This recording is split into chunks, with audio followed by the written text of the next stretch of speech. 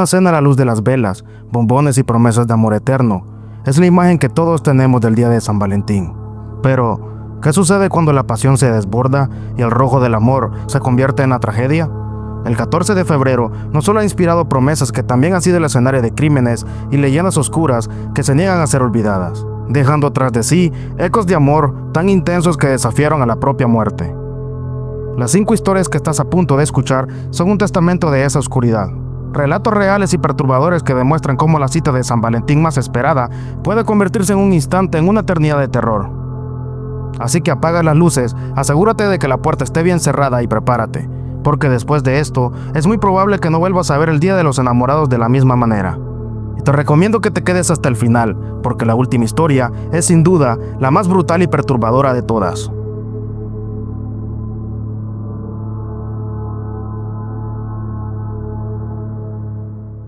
Nuestra primera parada nos lleva a la opulencia de los locos años 20, a un ícono de lujo y la elegancia, el histórico Hotel Drake en Chicago.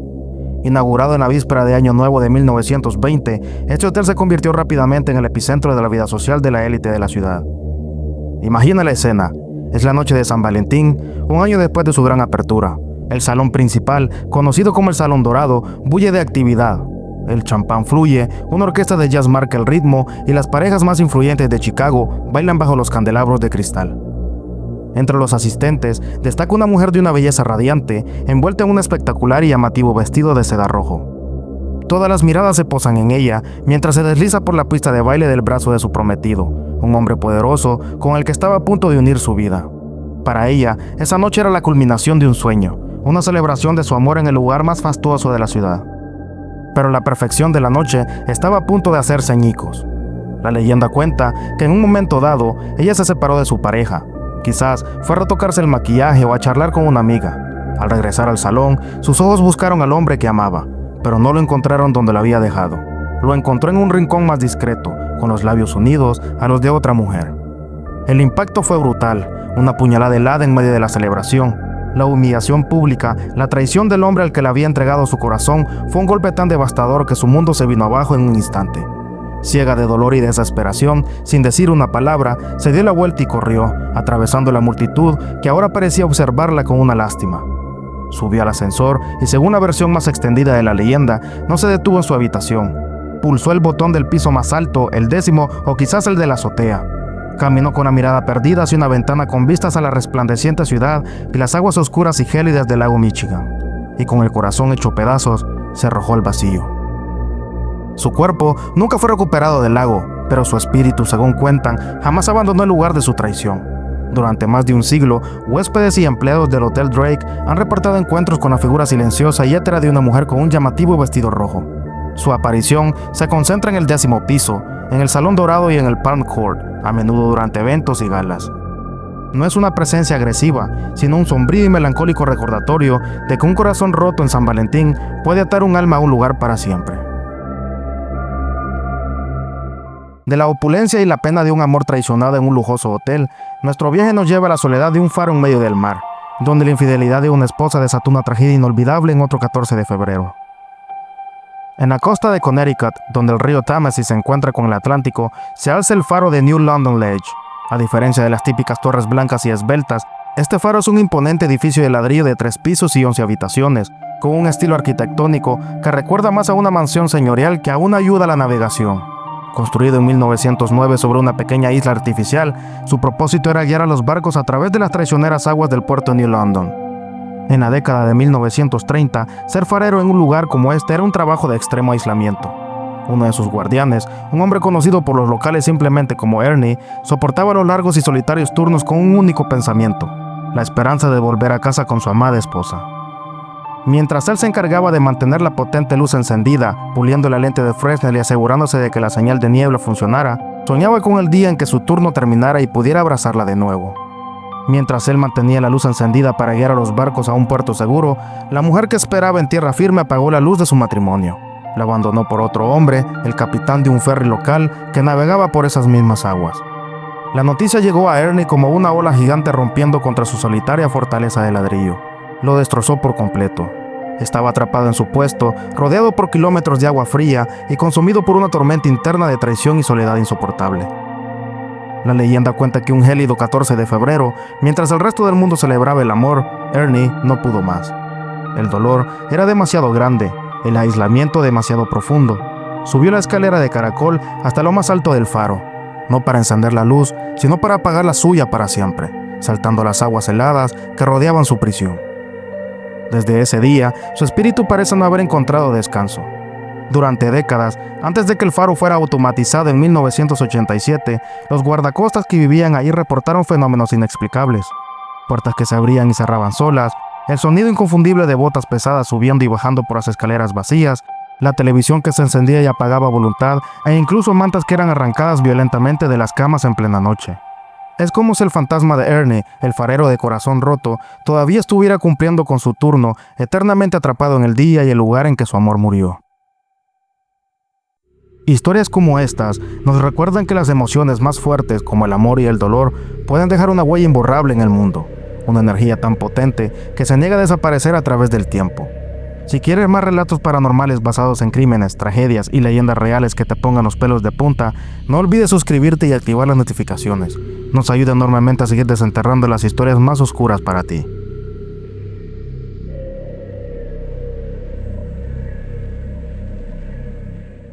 El 14 de febrero de 1940, el amor o una versión retorcida y abusiva de él llevó a una mujer llamada Toni Jo Henry a cometer un acto atroz. Nacida como Annie Beatrice McKeeston, Toni Jo tuvo una vida difícil, marcada por la tragedia familiar y una juventud en el oscuro mundo de la prostitución y las drogas en Shreveport, Luisiana. Pero todo cambió cuando conoció a Claude "Cowboy" Henry, un boxeador con antecedentes penales.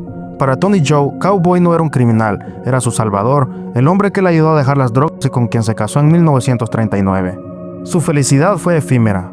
Poco después de la boda, Cowboy fue arrestado, juzgado y condenado a 50 años en la formidable penitenciaría estatal de Texas por un asesinato anterior. La sentencia devastó a Toni Jo. Convencida de la inocencia de su marido, o simplemente incapaz de vivir sin él, juró que lo sacaría de la cárcel a cualquier costo. Así, nació un plan desesperado. Junto a un cómplice llamado Harold Archie Burks, decidió que robarían un banco para conseguir el dinero necesario para el plan de fuga. Para ello, necesitaban un coche. El día de San Valentín, se pararon en una carretera solitaria de Luisiana para hacer un autostop, esperando a que un alma caritativa se detuviera. Esa alma fue Joseph Calloway, un vendedor de 43 años de buen corazón que conducía su coche para entregárselo a un amigo. Al ver a la pareja, y especialmente a una mujer que parecía estar en apuros, no dudó en ofrecerles ayuda. Pero el plan de Toni Jo y Archie había cambiado. Ya no solo querían el coche para un atraco, querían el coche de Calloway. Lo obligaron a punta de pistola a meterse en el maletero y condujeron sin rumbo. Finalmente, se detuvieron en un desolado campo de arroz, obligando a Calloway a salir y a desnudarse. A pesar de las súplicas del hombre, que arrodillado gritaba por su vida, Toni Jo Henry lo asesinó a sangre fría con un solo disparo en la cabeza. Este amor violento la convirtió en una asesina. Fue capturada poco después y su caso se convirtió en una sensación mediática. Su belleza y su trágica historia de amor la hicieron famosa, pero sus acciones la condenaron. Tras 3 juicios muy sonados, fue sentenciada a muerte el 28 de noviembre de 1942. Toni Jo Henry, con solo 26 años, se convirtió en la única mujer en la historia de Luisiana en ser ejecutada en silla eléctrica. Su ejecución fue tan impactante como su crimen. Caminó sonriente hacia la silla y al activarse, un pequeño hilo de humo azul se elevó de su cabeza. Se dice que su espíritu, marcado por un amor que la llevó a matar, todavía vaga cerca del lugar del crimen. Un alma en pena que lo sacrificó todo por una pasión que solo la condujo a la muerte. Pero, ¿qué ocurre cuando el fantasma no busca venganza por un amor criminal, sino que intenta volver a casa después de una última cita de San Valentín que terminó en una tragedia repentina?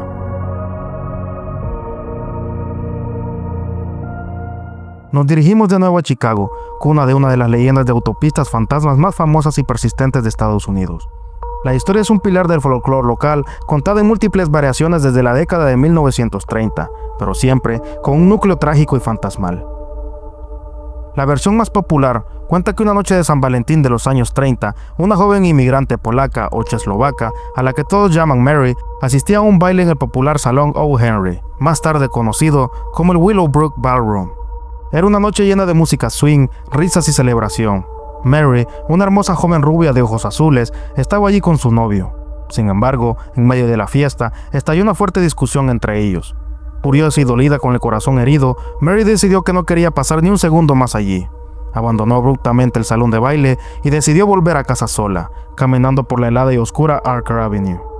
No llegó muy lejos.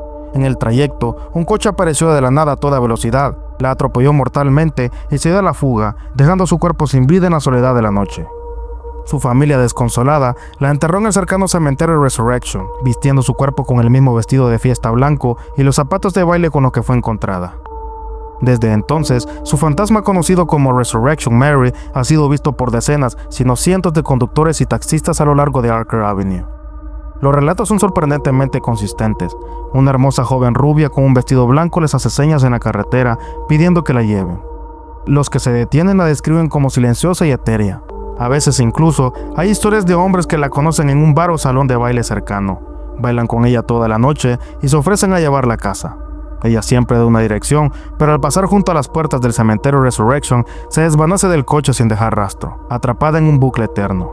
Resurrection Mary parece condenada a intentar llegar a casa de una cita de San Valentín que nunca terminó.